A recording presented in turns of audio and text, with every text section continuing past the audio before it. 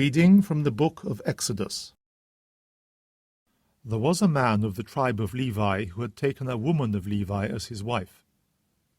She conceived and gave birth to a son, and seeing what a fine child he was, she kept him hidden for 3 months.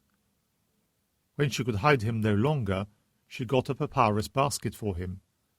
Coating it with bitumen and pitch, she put the child inside and laid it among the reeds at the river's edge. His sister stood some distance away to see what would happen to him. Now Pharaoh's daughter went down to bathe in the river, and the girls attending her were walking along by the riverside.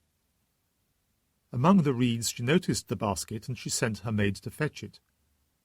She opened it and looked, and saw a baby boy crying, and she was sorry for him. "This is a child of one of the Hebrews," she said.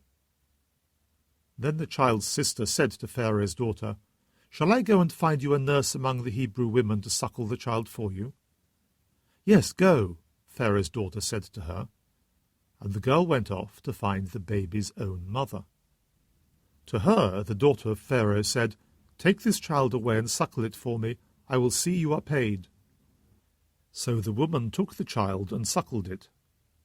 When the child grew up, she brought him to Pharaoh's daughter, who treated him like a son. She named him Moses because, she said, "I drew him out of the water." Moses, a man by now, set out at this time to visit his countrymen, and he saw what a hard life they were having. And he saw an Egyptian strike a Hebrew, one of his countrymen. Looking round, he could see no one in sight, so he killed the Egyptian and hid him in the sand. On the following day he came back, and there were 2 Hebrews fighting.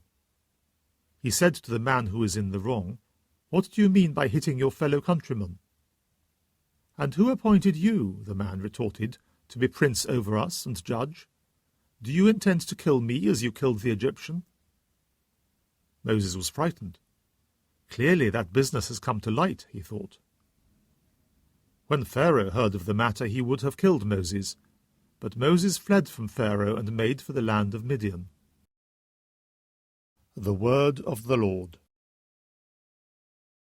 A reading from the Holy Gospel according to Matthew. Jesus began to reproach the towns in which most of his miracles had been worked because they refused to repent. "Alas for you, Chorazin! Alas for you, Bethsaida! For if the miracles done in you had been done in Tyre and Sidon, they would have repented long ago in sackcloth and ashes. And still I tell you that it will not go as hard on Judgment Day with Tyre and Sidon as with you. And as for you, Capernaum, did you want to be exalted as high as heaven? You shall be thrown down to hell. For if the miracles done in you had been done in Sodom, it would have been standing yet. And still, I tell you that it will not go as hard with the land of Sodom on Judgment Day as with you."